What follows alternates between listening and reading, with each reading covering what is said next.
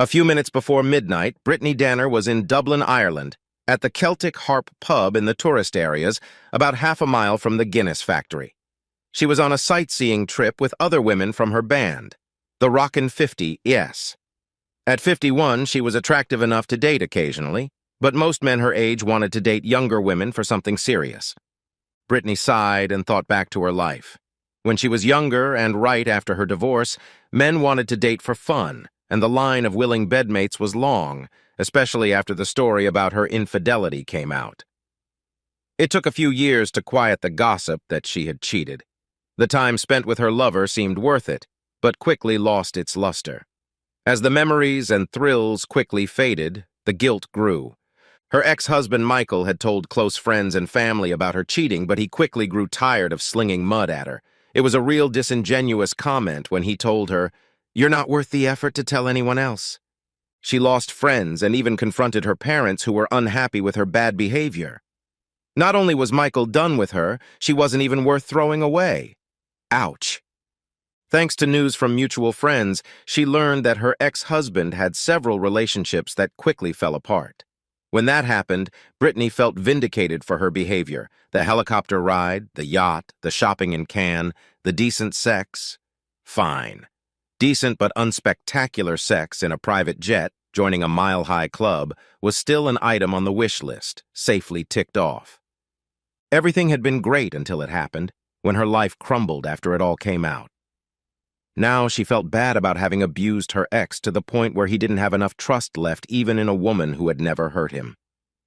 Years later, it hurt the most. She tried in vain to start a new relationship with him, and when that failed, she tried to set him up with some of the women she knew, all in a vain attempt to assuage the guilt that filled her days.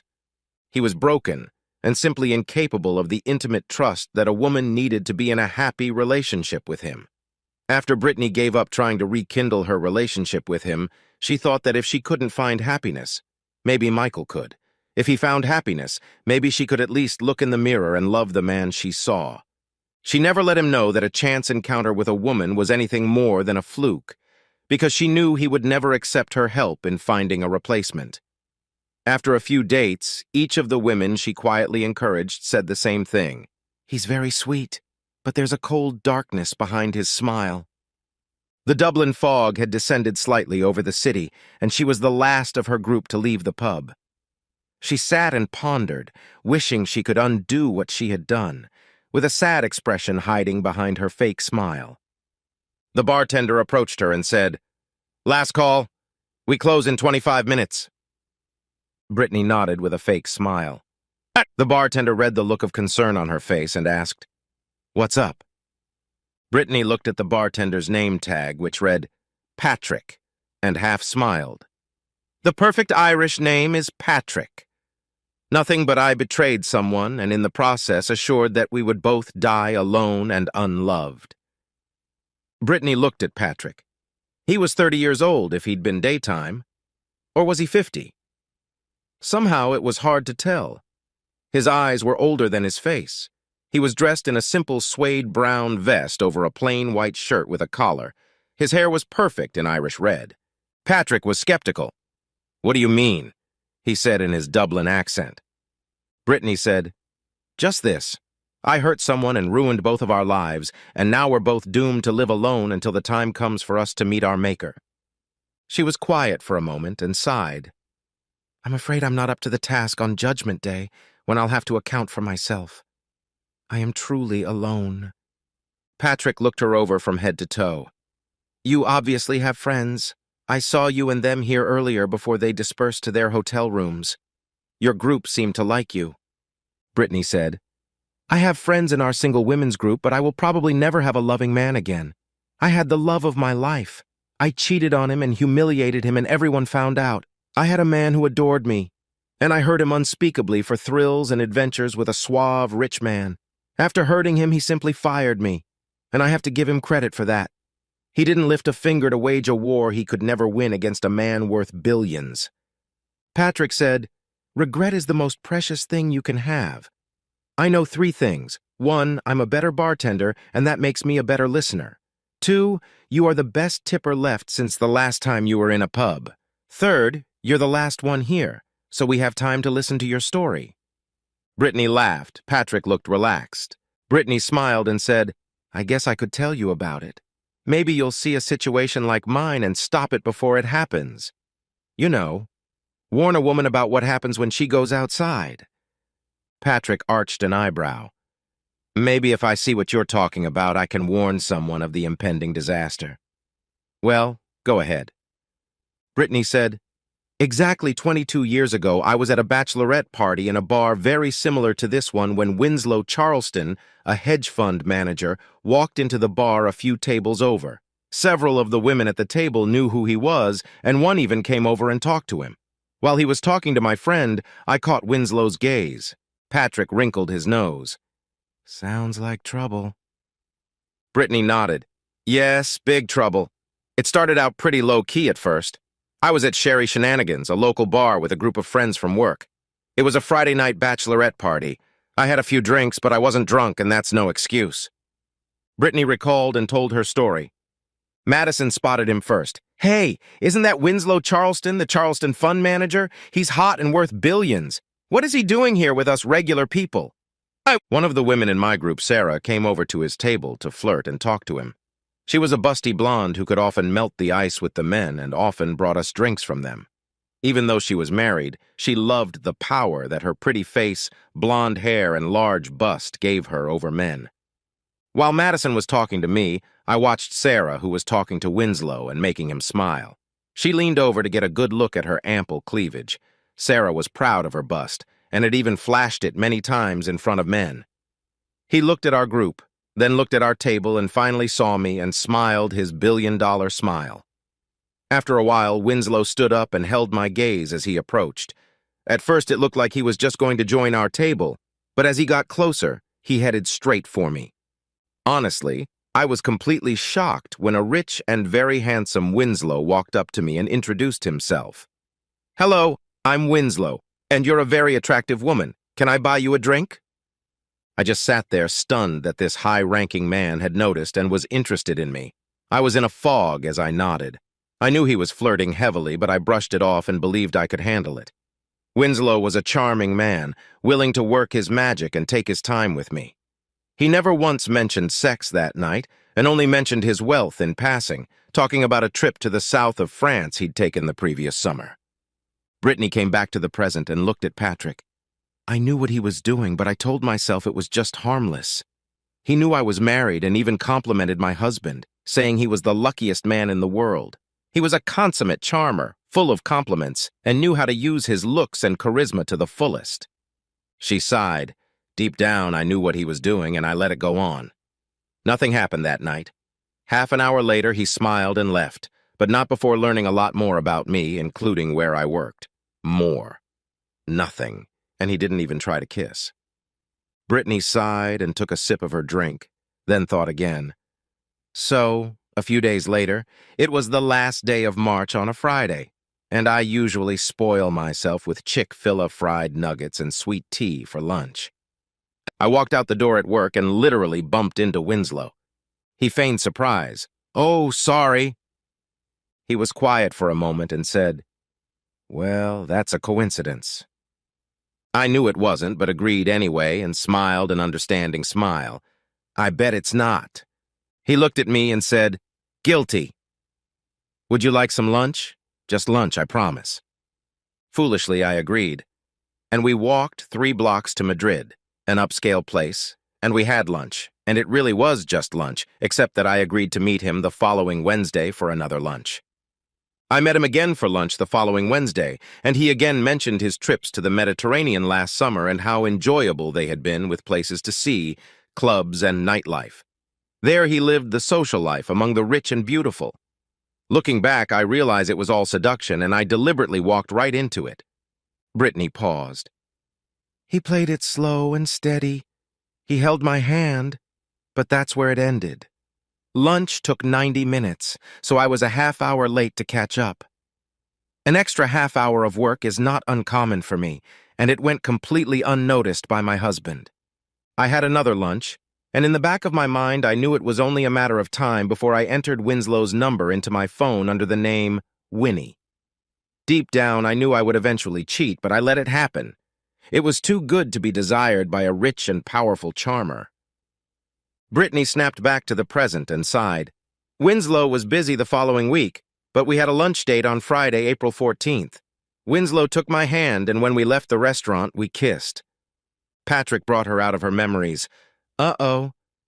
Brittany nodded. Oh, that's right. We set up another lunch date for the following Tuesday, and that was the one that completely turned the corner. He explicitly invited me on a week-long trip to the Amalfi Coast in Italy on May 19th. I sat there shocked and stunned. I hadn't consciously made the decision, but I probably did make a decision. It took me another week to gather my thoughts and make up my mind, but I didn't know how to approach the problem of telling Michael about it. Winslow worked with me and told me that I deserved a one-time indiscretion and an opportunity of this magnitude. He told me that I should just say it was a one-time thing and I would go back and be a good girl from now on. He even said he would arrange a trip to Tahiti first class if Michael agreed. Brittany came back to the present. Can you believe that I actually believed my husband would go through with this? How stupid was I? Patrick said, You really don't want me to answer that question, do you? Brittany shook her head and said, no. Brittany sighed. So the lunches went on, but at the end of each lunch date, they held hands and kissed. On May 12th, the Friday before I left for my trip, I finally got up the courage to tell Michael, or rather, I want to spend the night with him and then have sex. And I was going to tell him that on Saturday morning. Patrick sighed and said, It's only getting worse, isn't it? Brittany sighed and nodded and then cried a little. Brittany finally pulled herself together. So, we were at Albert's Steak and Cake, our favorite restaurant. We've eaten there quite a few times because they have amazing desserts in addition to amazing steaks. Michael was all smiles as we enjoyed our evening together. Everything fell apart that night because I told Winslow about my plans and Winslow showed up. The memory flashed through Brittany's mind as if it was happening all over again. Winslow held out his hand and introduced himself to Michael. Michael was cautious, but mostly polite. This continued until Winslow looked at me and asked, How did he take the news of our trip next Friday?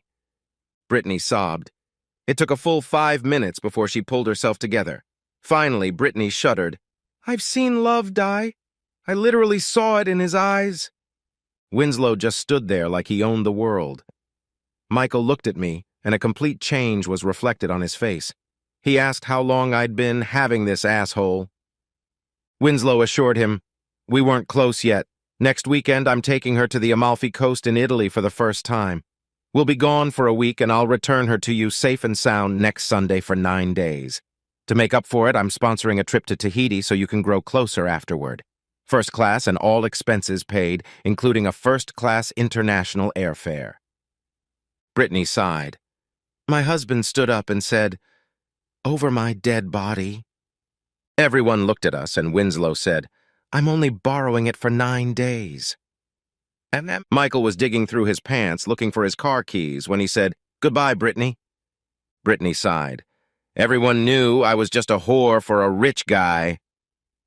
Walking to the door, Michael said, Get on your way. I can't stop you, and I won't fight a war I have no hope of winning.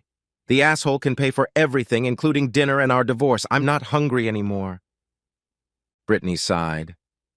By the time I got home, he was gone. I found out later that he spent the week at his brother's. Patrick looked at him and asked incredulously, And you still went with Winslow? Brittany nodded.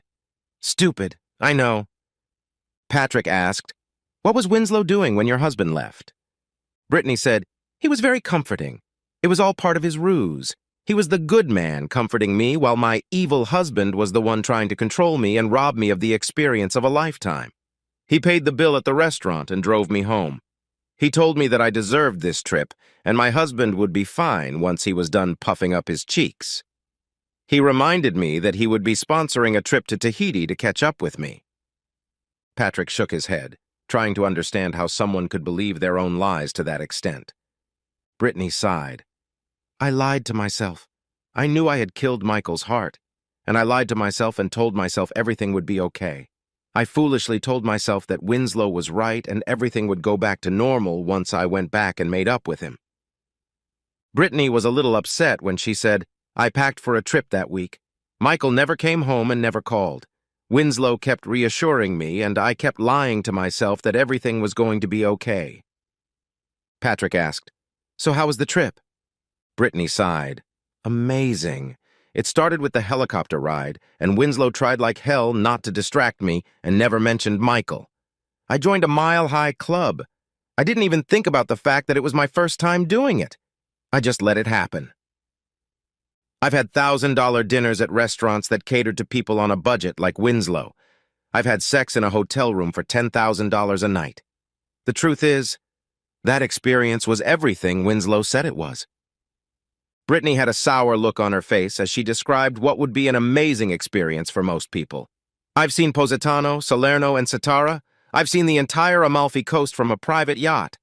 I had a private dinner on the seaside patio prepared by a local chef who made chicken marsala, which was probably the best I've ever tasted." Brittany sighed. "How's that for irony? All these things, all worthless memories that are bitterly regretted." Brittany sighed. "Those memories are gold that glitters like lead. They're supposed to be lifelong memories, and technically they were. They don't bring me happiness." Patrick nodded, and Brittany continued. "So I got home and wisely came by Uber instead of with Winslow. I walked up to the house and Michael's brother was sitting on the porch. Somehow he knew I was heading home. I was nervous as I approached. He looked at me with pure disgust, pulled an envelope out of a grocery bag and said, 'You have been served.' He grinned. 'Worthless wench.' Patrick grumbled, 'Harsh.' Brittany grinned. 'I deserved much worse.' Patrick nodded. 'So you had a lot of great sex and a few memories to fall back on.' Brittany broke down a little again. His brother broke the fantasy. I opened the envelope to see the divorce papers, and suddenly the memories weren't so golden. The honest truth was that the sex with Winslow had been B+. Just like my husband, Michael. Except that I loved him. And that's what made it special." Patrick asked, "Do you rate your ex-husband a B+ in bed?" Brittany shrugged. "As far as being able to experience pleasure, that's true. I loved Michael." Patrick was still in shock. "B+?" Brittany said, "Why do men insist that they all have to be some kind of super stud who turns us on with one look? Even before I met my husband, I had one of those high-class guys who could take one look at me and make me cuddly. He was the starting quarterback at my college. His name was Chaz, and we were together for 3 months until I couldn't stand the sight of his narcissistic face. He was a narcissistic asshole. I also broke up with him because he brought literally nothing else to the table. There's more to life than enjoyment. I chose Michael because he had a myriad of more important qualities. Intelligence, compassion, drive, ambition, whether he'd make a good father. He wasn't bad in bed. In fact, he was very good in bed, and our connection made it better. He had many wonderful qualities. Michael's qualities overshadowed Chaz's by miles." After saying a list of Michael's good qualities, Brittany broke down again. Qualities I used against him. Patrick brought a glass of cold water, not another beer. Brittany pulled herself together. "Sarah said I was a damn fool and bluntly said she regretted talking to Winslow and trying to get him on her side. In fact, she used the incident to stop going to girls' nights out. Imagine that! She had a big fight with her husband over it, and they made up since she never went out physically, not even to kiss. He knew she flaunted her assets quite often, and she had no problem with it as long as no one touched her and she never allowed it. They both agreed to spend more time with each other, and Friday night became their night. They are still married and still go out almost every Friday night. I still work with her, and she has a happy life that I envy." Patrick nodded.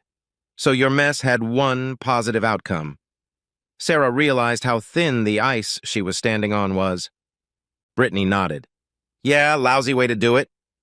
Patrick nodded. "But you've already helped one couple, and that's a good thing. 2 people are now living happy lives because you showed her that her path is really dangerous." Brittany sighed. "That's good, but I did it by accident. And because of my own betrayal of a human being, I stood in front of a church full of people and swore it off. I don't deserve the credit." Patrick squinted. "I see it a little differently, but go on. Brittany shrugged. Well, Madison encouraged me along with Winslow, as did Lauren and Katie, who I also worked with. I'm sure you won't be shocked that all three of them ended up stepping up and eventually cheating. Each of them earned a divorce in the process. I tried to warn them not to go down my path. Patrick looked her in the eye. So again, you were trying to warn other women against the path you chose. Brittany nodded and sighed, for all the good she did. Patrick thought for a moment and said, But you did the right thing. It was even more their fault when you showed them what it cost you and they went ahead and cheated anyway. Brittany sighed. It didn't work. It didn't work for me. 3 times. So Friday came and I made my own arrangements to go to the Winslow house, and what a house it was. It was huge with a big circular drive and wings on either side of the big center hall. Even when I arrived, he handed me a Visa gift card and told me to treat myself to it. I heard a helicopter that seemed to be close and then kept coming. I looked out the window and saw the helicopter land. It smiled its billion-dollar smile at me and said, Our ride is here. We had a helicopter ride to the airport where we boarded a private jet that took off just 5 minutes after we got on the plane. An hour later, we were enjoying each other. I joined him 2 more times on that flight. Patrick wrinkled his nose. Brittany sighed. I know. So, we landed in Naples and took a limo to this gorgeous villa overlooking the sea, and then had dinner at this amazing restaurant with an equally amazing patio with an equally amazing view. Patrick asked, Italian restaurant? Brittany shrugged. Wouldn't an Italian restaurant in Italy just be restaurant? Patrick grinned. Touché? Brittany smiled slightly. So the first day we went on a yacht cruise from one end to the other. I had 5-star food on deck for lunch at this amazing dinner at another upscale place overlooking the sea for dinner. Patrick nodded. Sounds like a lifetime of memories. Brittany shrugged. In hindsight, not so good.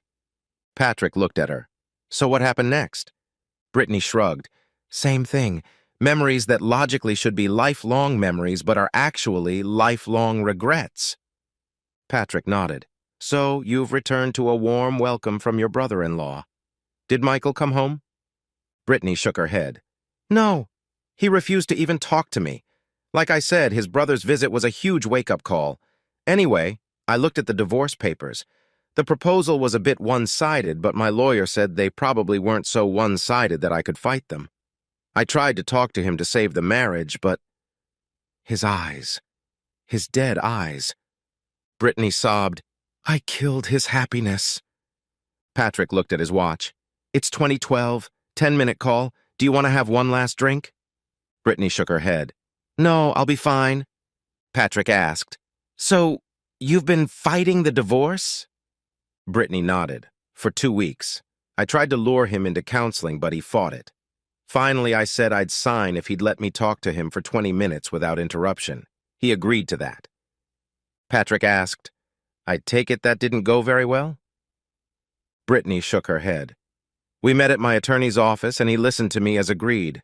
I started with an apology and ended with one, basically begging for another chance between the 2 apologies. Finally, he said with much less hostility, just sign them. At that point, he was just broken and wanted to get it over with. Brittany almost couldn't take it anymore and said, please, if you have any love for me, set me free. Brittany was clearly reliving the moment, and the ghost in her eyes was palpable. It was 12:28 and 2 minutes to closing time, and she sobbed. Then I saw the hopelessness, so I signed the papers. When he signed the contract, the last thing he said to me was, Thank you. She sobbed, He thanked me for setting him free. Patrick sighed and said, Let me get you an Uber. Brittany flinched, then smiled weakly. Thank you. Patrick sighed. Sad story, but I have to wrap this up. Brittany sighed. Thanks for listening. You probably don't want to hear me babble on for the rest of the story. Patrick smiled blissfully. And I certainly do. How can I help anyone if I don't know how this sad tale ends? I will surely see this situation someday and warn her of the trouble to come. I know I can help someone. And I will! Brittany smiled a little brighter. Okay, we leave in 2 days. I'll be back tomorrow night, probably around the time the last person leaves.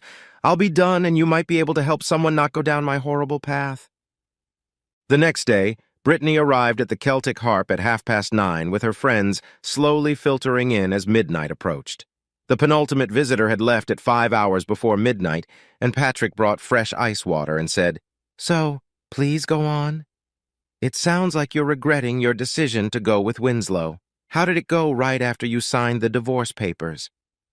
Brittany nodded. "So I sat in the lawyer's office for a good 10 minutes after I signed the papers, realizing that I had killed my marriage. Michael said nothing, got up and left. I wasn't even worthy of a goodbye." Brittany sighed. "I guess I really wasn't." Patrick nodded sympathetically. "I'm sure he was in a lot of pain." Brittany nodded. "And I was the one causing the pain.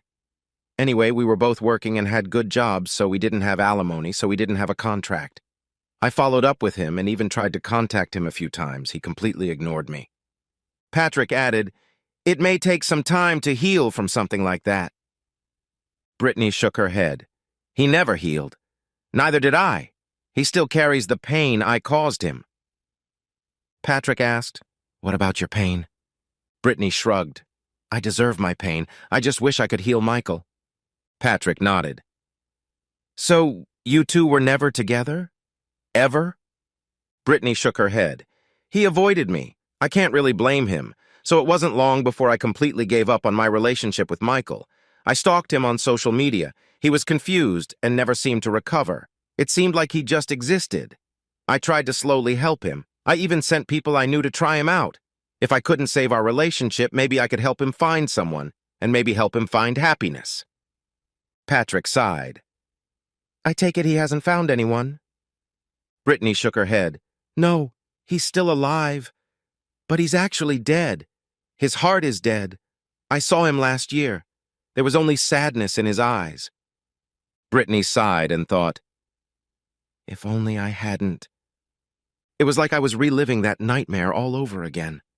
Brittany exclaimed quietly. Brittany came back to the present and pulled herself together. Talking to Patrick was like reliving the whole disaster. Patrick asked, "What happened to Winslow?" Brittany shrugged.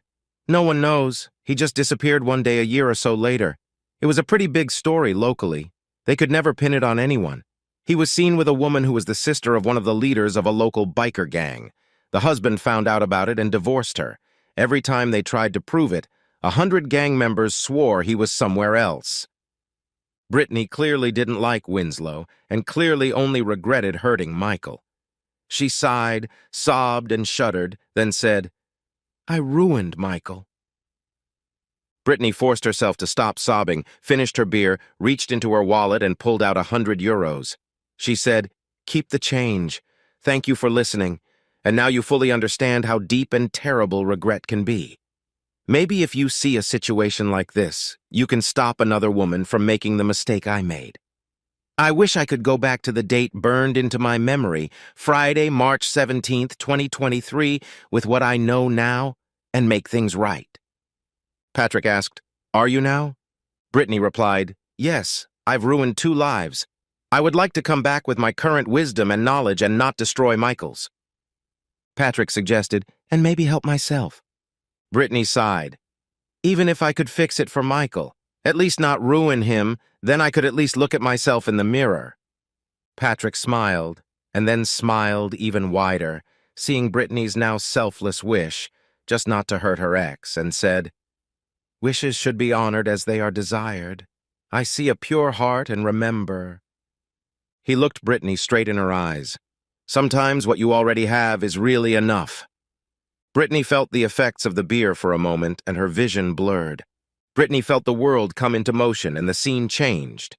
Her friend Madison said, "Hey, isn't that Winslow Charleston, the manager of the Charleston Foundation? He's sexy and worth billions. What is he doing here?" Brittany was disoriented. "What? Where's Patrick?" Madison looked at her puzzled. "Who's Patrick?" One of the women in my group, Sarah, came over to his table to flirt and talk to him. Sarah was clearly flirting heavily with Winslow and trying to entice him to meet her friends. Brittany heard a voice say, "Interesting situation, isn't it? It's probably not a good situation right now." Brittany looked up at the voice and saw Patrick with a smile. He furrowed his eyebrows and nodded towards Winslow. Brittany looked at Winslow, and then back at Patrick. Patrick was gone. Brittany shook her head and thought, "What? How?" As Sarah spoke, Winslow looked around the table, then looked at her and smiled. Winslow stood up and held her gaze. He stood up as if wanting to join the entire group of women, but he looked directly at her. Brittany panicked. Winslow was closing in on her. Crap! He was coming this way and still looking at her. Shit, shit, shit! Brittany looked at her drink, and an idea occurred to her. She picked it up and hit it with a volley. Winslow stopped and looked at Brittany in disgust. He turned around and pretended to go to the bathroom. Madison looked at her. "Winslow was heading straight for you. What the hell was that?" Brittany said nothing, just smiled and thought, "An excuse to call mine and ask him to pick up his wife because she's had too much to drink to drive, and when I get home, I'll wear him out in bed." Brittany smiled and pulled out her phone, an iPhone 14. She had a strange thought. The iPhone 32 was so much better than the iPhone 14. She was confused by the thought and then brushed it off. She shrugged and picked up his picture. "Michael, can you pick me up? I've had too much to drink." Friday, March 17th, 2045. Brittany was in Dublin with her husband Michael and 21-year-old son, James. Michael left with his son, who went on a special evening tour of the Guinness factory on St. Patrick's Day so that father and son could get to know each other. Brittany walked into the Celtic Harp and looked around. The bartender was a short, dark-haired man who looked to be in his early 30s. His name tag said Sean on it. She approached the bartender. "What time does Patrick start?" Sean looked at her and shook his head. "No Patrick here." Brittany shook her head. "Yes, there is. I talked to him 22 years ago. I mean today." Sean shook his head. "You must have the wrong pub. There's no Patrick here. What are you going to have?" Brittany sighed. I have a Guinness." Sean thought sarcastically. "Tourist." Brittany crouched in the corner and looked into the darkness of her beer, sighed, and thought, "I'd like to see him and thank him." She took a sip and smiled. Life was good. Was this a premonition? Was it a dream? She was sure she'd lived 2 lives. No, it couldn't be. The memories of the seduction and the trip to Amalfi were faint, like memories in a dream. Brittany looked at her watch and strutted around. It would be another hour before the tour before she would meet her family. "Is this seat taken?" Brittany looked up. Patrick smiled as usual and a sparkle lit up in his eyes. "Patrick!" Patrick sat down with a pint of Guinness and looked into her eyes, delving into her soul. "Have you been a good girl?" Brittany nodded cheerfully. "I was a very good girl. So it was you then?" Patrick leaned back in his chair and smiled. "Was it me?" "What? There's that saying about not looking at a gift horse." Brittany nodded. "Okay, but thank you. I don't know how or why, but thank you." Patrick smiled. "I remember someone wanting a second chance. I also remember you asking if I could help someone not cheat on her by warning her. Maybe I decided to help you. That's an interesting paradox."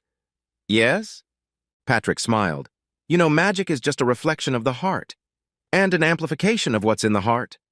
At that moment, Patrick's gaze penetrated her soul. "I see a heart very much in love with her husband. Is life beautiful?" Brittany nodded enthusiastically again. "Yes, in 2024 I had a son. Around the same time, Michael opened a small mechanic shop. We do custom work for the automotive industry. We are doing well and we have a nice house. Life is good." Patrick leaned back in his chair and smiled contentedly. Patrick laughed. "That was some burp you made when Winslow came up to you." Brittany laughed. "I have an older brother, Tom. He could burp the entire alphabet." Patrick laughed. "I can do it too. I can do it in Gaelic too." Brittany laughed. "I could only get to the letter T. My brother has been a bad influence on me." Patrick laughed. "Are you sure? That burp seems to have helped old man Winslow get away." Brittany leaned back in her chair, grinned and sighed. "Maybe." Brittany looked up at him with eyes neither young nor old, but rather untimely. Brittany looked at him and asked, "Are you—" Patrick stopped her. "Don't look at a gift horse." Brittany nodded. Brittany looked at Patrick and said, You! I know it. Patrick laughed and looked at her with a just shut up look. What? Brittany sighed. Okay, I'll stop, but thanks. Sean the bartender walked over and asked Brittany if she wanted another Guinness. Brittany looked at Sean and smiled. Let me ask my friend. Sean asked, a friend? Brittany looked back at Patrick to ask him if he wanted another Guinness. Patrick walked away, and with him, his Guinness disappeared. Sean thought, not just a tourist, a crazy tourist. Brittany did a double take, then grinned and said to Sean, no thanks, I need to keep a clear head. Sean rolled his eyes. Brittany leaned back in her chair happily. Life really was very good.